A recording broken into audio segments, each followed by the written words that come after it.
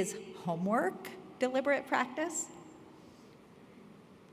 So that's such a hot topic that I actually have a whole presentation separately on that. We won't be going into it. But let's quickly hear from one student named Bridget who noticed that her homework didn't match up with deliberate practice in at least one big way because it wasn't geared to the individual. Here's what she said. It's always been a predetermined assignment. This is what you're going to do. It's always like on the whiteboard, even before you get in the class. And it's not necessarily based on where students are at that point. So my students created this list of contrasts by comparing their homework assignments with the criteria for deliberate practice. You can find this list, by the way, in Chapter 8 of the book, but also on the resources section of the firesinthemind.org blog. So deliberate practice, they said, has an express purpose, but with homework, we don't know the point. Deliberate practice is geared to the individual, but with homework, it's usually the same for everybody. Deliberate practice involves attention and focus. Homework, we can often do it without thinking. Deliberate practice requires repetition and rehearsal. Homework does often require repeating something, but it's just repeating it. It's not paying attention to it. Deliberate practice requires careful timing, but we don't have enough time to do our homework. Deliberate practice leads to new skills, but with our homework, kids told me, we don't use it for anything. So it's a really good example of how getting students to think about what does it take to get good at something can start changing classroom practice, and that's why teachers and I have been working to come up, and students too in the book have a number of suggestions of alternative ways to give homework that actually will live up to the criteria for deliberate practice. I want to ask you, before we wrap up our time together, to stop and ask yourself, what are you currently asking the young people you work with to practice? And how are you asking them to practice it? If you're a student, ask yourself what you are practicing every day and how.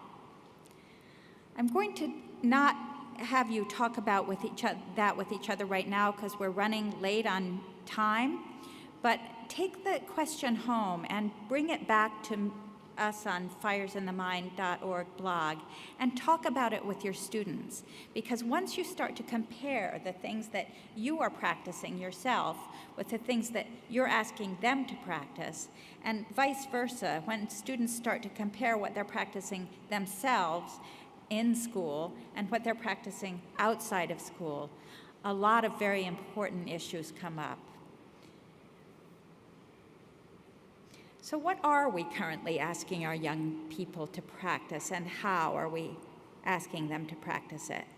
One of my students, named Monty, gave me a wonderful example of a teacher who answered that question. Monty goes to school in the very poorest neighborhood of Chicago, and his English teacher found out that Monty was passionate about writing poetry. So in what I think is a striking story of a student developing mastery, that teacher built Monty's passion for poetry into his new understanding about the dramatic structure of Shakespeare plays. So we can hear Monty tell how that happened. I was good at writing poems. He told me like combine poetry with playwriting, like make up a topic. Like put yourself in somebody else's shoes and make up a character. Then just go along with that. It was difficult because like I wasn't used to writing no plays. I'm just write poems and just doing schoolwork. And then he was explaining it like poetry actually can be a play. Because if you're writing a whole poem, one stanza, that could be a piece of a play. And just add something else to it. Add stage direction, like what emotions you want the characters to have, saying that line. So like somebody reading your poetry, just in play terms. Monty's teacher didn't stop with playwriting, however. He took Monty yet another step, helping him build a new skill from those same practice elements. the skill of writing essays? Playwriting, it helped me because it made it easy for me to write essays for schoolwork. Like, I could take an idea, then combine it with another part, then it come out to one big essay. And then that's how I started writing my essays. Like, I started writing, and then I put a question in there, like, to get the reader attention, so they could, like, try to understand my point of view without saying my name or using I in the essay. Like, they think, oh, I know what this writer talking about, because he putting statements without making it seem like they're first person statements, and then he asking the question in the sentence.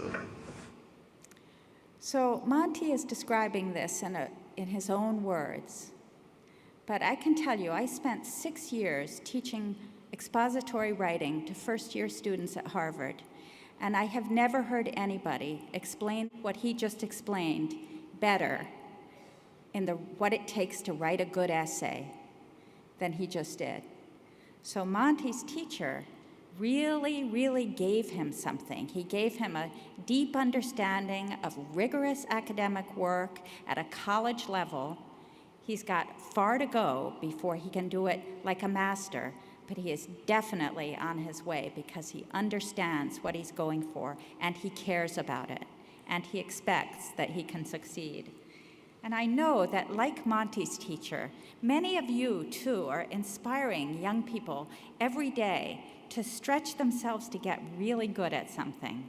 So looking back on what these students have told us today, let's sum up what we have learned about increasing young people's motivation to work hard, to do well, and to get really good at what they do. Students tell me these 4 things matter most to them when it comes to motivation and high performance. First, that we understand and analyze their strengths. Second, that we help them connect with accomplished adults to see how they got good at what they do. Third, that we infuse value and the expectation of success, that is, their own expectation of success, into everything we ask of students. And fourth, that we think hard together about what is and what is not deliberate practice. By taking up these questions of motivation, practice, and high-level performance, we, along with the young people at our sides, can delve into the compelling research about how we all develop as learners and as people. And we can bring this powerful understanding into our work with youth every day just by asking them to think about it with us. I'm going to give the last word to a student from Oakland, California, named Denise. There are times where I sit with my parents at home and we reminisce on our life in El Salvador and my life now. They're very proud of me, and we see the growth, and they're always reminding me the saying that hard work does pay off is showing in you. And I was just like, you're right. Just imagine when I'm 40, who knows where I'll be? I think that vision or that future of me being 40 and where could I be is what's potentially driving me. It's that engine that's getting me to push harder and to want to progress more. Thank you very much.